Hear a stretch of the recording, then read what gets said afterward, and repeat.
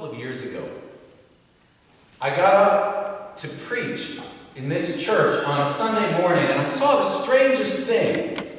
There was a young couple in the back of the church. Their faces were painted blue with these shocking streaks of red. And after the service, they kind of awkwardly explained that they were going straight from here to the Bills game, and they wouldn't have time in between to do their face paint. I understood. But the strangest thing about seeing them back there during my sermon was that they looked like they should be shouting, chanting, cheering, stomping, clapping. But no, they just sat there, painted blue, quietly respectful through the whole service. Maybe they thought a few prayers in the church would assist their team with victory, but they had made two slight miscalculations. First, they were in a Unitarian church. And second, their team is the Buffalo Bills. They should have prayed to the football gods, torn live squirrels apart with their teeth, made a giant straw bison and set it on fire. And who knows, maybe they plan to do that later while tailgating. And it made me wonder about Christian church services going on at the same time, where presumably people were not wearing face paint, but spent prayer time begging God to crush the New England Patriots or Miami Dolphins or whatever. I wondered about the ministers preaching that morning, seeing all those dull, blank faces hanging like masks and wondering, what's really the mask? Maybe the blue paint is your true face. And this pale pink skin is just something you wear to fool your boss and minister, so that Sunday afternoon you can paint on your true face and worship your true God in the arena. God may snooze through Sunday morning church services, the old same readings and prayers. But the roar of the Colosseum on a Sunday afternoon must wake him up. The shouts, the chants, the barbaric cries for blood, people waving signs that say, John 3:16, which must mean something like, crush your enemies, see them driven before you and hear the lamentation of their women. And the crowds going wild. All these good Christians, except that their team's totem animal is a bison, so some of them are wearing horns. Catholics, Methodists, Lutherans, Episcopalians, Baptists, Evangelicals. All those guys who can barely stay awake in church, but once the whistle blows and the blood flows and the pigskin flies, they're screaming their heads off, calling on the gods to rain down apocalyptic destruction on the Giants and the Bears and the Bengals. If we lived in Detroit, fans would be screaming in the arena for the Lions to tear the Saints to pieces. And in New Orleans, good Christians pray for the Saints to slaughter the Redskins. I don't watch football, but if they ever released a video of the Redskins beating the Patriots, I think I would actually rent it.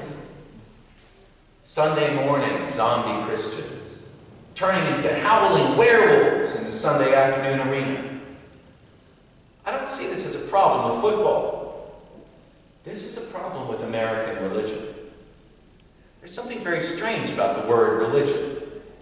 As a religious studies teacher, I witnessed that religion is synonymous with boredom. Boredom like filling out an insurance application. Religion has come to mean afterlife insurance, and the application needs to be filled out and signed again week after week after week. Sacrifice has come to mean another Sunday morning sacrificed to boredom, which also means part of Saturday evening must be sacrificed to getting up early. So that God, who has accounted all of these hours of boredom, will pay out the premium after death. That's kind of unique to us. In ancient cultures, religion was the only show in town. What we think of as sports, concerts, theater, even strip clubs, it was all part of religion. That's how it was in Babylon, Egypt, Greece, the Mayans, and all of the ancient civilizations I've studied. The Babylonians would make their king fight a lion in order to prove that the gods approved of his rule. And if the lion won, nobody was sorry. It was just a sign that the gods were ready for a new king. In ancient Crete, acrobats did flips over the backs of charging bulls and then sacrificed the animals for a giant national barbecue. The ancient Greek Olympic Games were a religious festival. We can still see that in all of the ritualistic processions and parades and pageantry of it. The ancient Mayans had a ball game, which was like tackle basket volleyball, where you could only touch the ball with your elbows and knees, and you tried to knock it through this hoop on a stone wall, and the losing team could be sacrificed. Or, if the winning team played supernaturally well, they could be honored by being sacrificed. Here in Western New York, lacrosse was invented by the Iroquois, not just as a sport, but as a religious ritual. And these ancient sports were not solemn and dull. They were loud and sexy and musical, feats of human ability, screaming crowds, and victory was seen as a collaboration between athletes and gods, as if the gods themselves could enter into the players and the game to put on a show for the believers. It was actually some highly idiosyncratic people in ancient Judaism, Christianity, and Islam who separated them. And for our purpose here, we can say that the Puritans coming to the New World definitely had no patience for any pageantry or eroticism or uproarious outbursts in church. For the Puritans, a worship service had to be as boring as possible. So the public appetite for entertainment went elsewhere. Into sporting arenas, rock concerts, dance clubs, and theaters. And what was left for religion? Afterlife insurance. Paid up in weekly installments. An hour of boredom buys you 6 days of doing whatever you want without worry about having a heart attack in a brothel. You're covered. You can treat people like any kind of garbage all week long as you pay your weekly premium.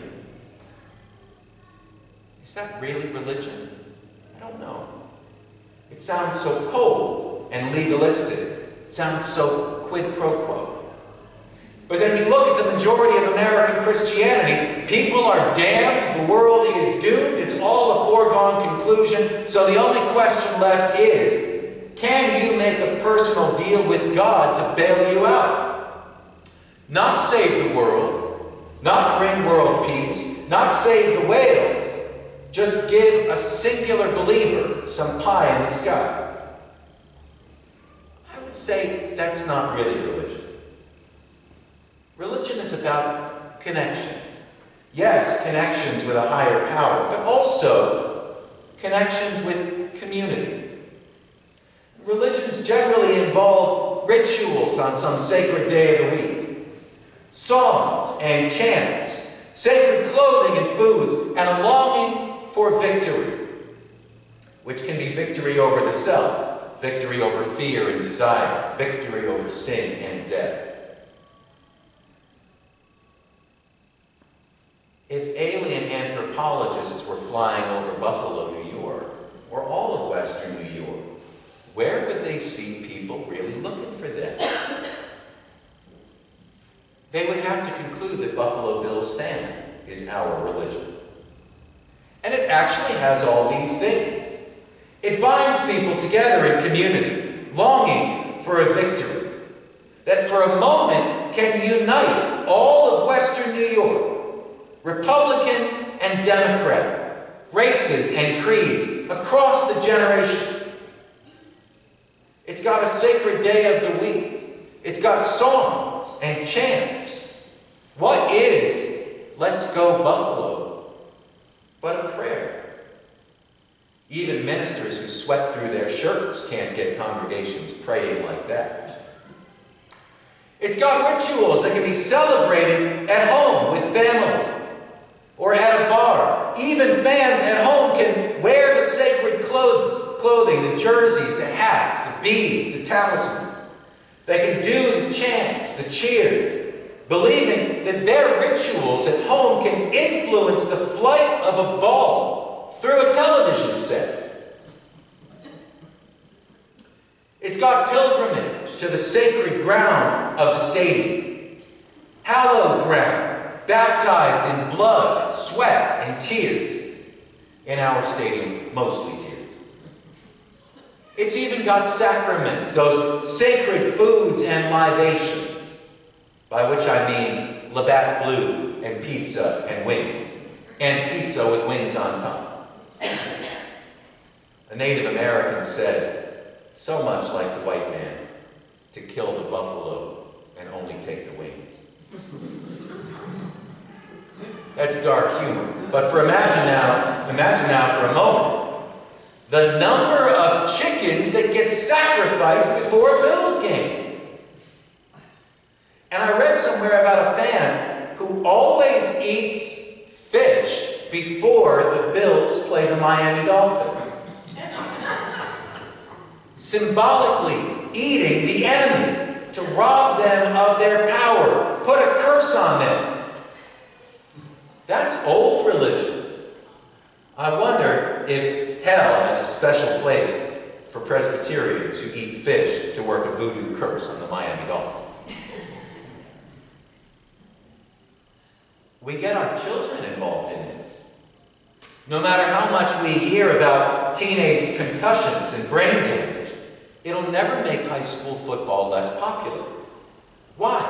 What force on earth could possibly possess parents to risk the health and the lives of their children? Money, obviously. If you play your kid like a lottery ticket to see if they'll make you a zillionaire. But more than that, it's religion. The history of religion is littered with bodies of firstborn children sacrificed for angry, hungry gods. The story of Abraham being called to sacrifice Isaac is an easy example. And Abraham's unblinking compliance is a clear sign that what he was told to do was nothing out of the ordinary. Isaac may have been surprised, and in the Bible he never speaks to Abraham again. Greek mythology is filled with legends of fathers killing and eating their children. Teen football remains our distinctly American form of child sacrifice. For a shining moment, your kid can be a god on the field. And there in the stands, parents go nuts with visions of NFL contract sugar plums dancing in their heads. They shout at the kids can't hear them. They shout at the referee's not listening. They speak in tongues. It's a primitive thing. I lived in a football town where teens, before the season's big game, all the teenagers would dance around a bonfire at night, doing strange pagan chants and rituals. The team was called the Blue Devils, so there was actually a good deal of satanic imagery involved. Strange, because Allegheny is such a Christian town. Then there was a big homecoming dance so that the town could offer its virgins to the local football demigods. Child sacrifice for the good of the community. As a matter of fact, if it wasn't for stranded single moms and damaged ex-football players, everybody would leave Allegheny at the age of 18. This actually goes all the way back beyond medieval times. In medieval England, football was a popular way to spend the afternoon of Shrove Tuesday, or Fat Tuesday, better known to us as Mardi Gras, the last day of fun before Lent. Whether this was more like European or American football is unclear. As a matter of fact, it may have had no rules at all, except somehow to move a ball some distance, which could be a few hundred yards or the miles between two rival towns. Competing teams could be up to 1,000 players each comprised of whole villages or competitive guilds, or in some cases, bachelors versus married men. The Scottish town of Inverness had an inversion of this, where every year they would have a football game of the married versus the unmarried women. Unsurprisingly, the Scottish wives always won. A squire in 1602 compared the ball to an infernal spirit, for whosoever catcheth it fareth straightways like a madman, struggling and fighting with those that go about to hold him. It's fascinating here that he says that the ball possesses the player, filling him with a berserker energy, bloodlust, a battle fury, which may connect back to the legend that the original ball in football was the head of an enemy taken in battle. I can barely follow the rules, but football still retains that element. It is a game of invasion. In medieval England, the object of the game was not so much to score as to vent some pre-Lenten frustration and settle some personal grudges from the preceding year. An eyewitness in 1583 reports, "For as concerning football playing, I protest unto you, it may rather be called a friendly kind of fight than a play or recreation, a bloody and murdering practice, than a fellowy sport or pastime. For doth not everyone lie in wait for his adversary, seeking to overthrow him, to pick him on the nose, though it be upon hard stones?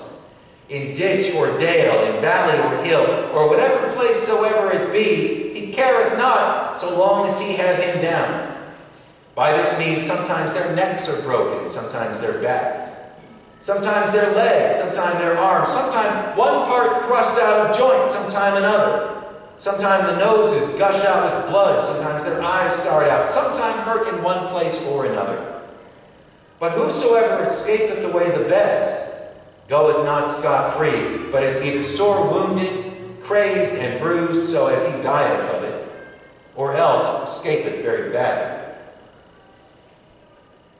And yet the enduring popularity of the game is evident in the number of times that it was ineffectively banned in England by Kings Edward III, Richard II, Henry IV, and Henry VIII. Seeing the futility of forbidding the game, King James simply ordered that this roughhousing be taken outside of the cities. Here in the United States, we don't ban football. We brand it. We pump it full of corporate money and we put it on TV. Football must be the American religion. Let's face it, we don't really live in a nation of love your neighbor as yourself. Our neighbor is Mexico. We don't live in a nation of love the Lord your God with all your might. We save our might for the Sunday afternoon bread and circus gladiatorial spectacle. This is America. We crush our enemies. We charge in with our military because our politicians need a victory to distract us from their swindles and scandals. We like war. War news coverage is a sport.